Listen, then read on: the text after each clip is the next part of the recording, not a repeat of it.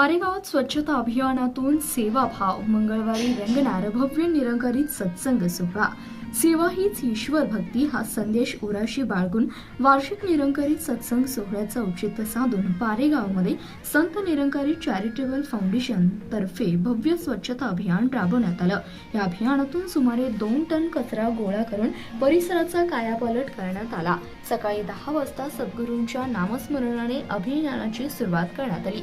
दिल्लीतून Solapur sector Sangola branch आणि हंगेरगे सत्संग पारे यांच्या नियोजनाखाली आयोजित या उपक्रमात सुमारे 160 ते 170 महापुरुषांनी स्वयंसेवक उत्स्फूर्तपणे सहभाग नोंदवला होता। यामध्ये सेवादल बंधू भगिनी आणि भाविकांनी अत्यंत मन लावून गावातील कानाकोपरा स्वच्छ केला।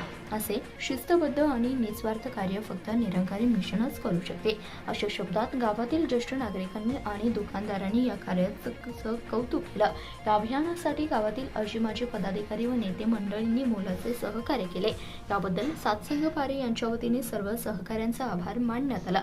निरंकारी मिशन केवळ आध्यात्मिक प्रबोधनच नाही तर रक्तदान शिबिर, वृक्षारोपण, आरोग्य शिबिर आणि नदी स्वच्छता यासारख्या सामाजिक कार्यातही जगभरातील 120हून अधिक देशात अग्रेसर असल्याने यावेळी नमूद करण्यात आलं।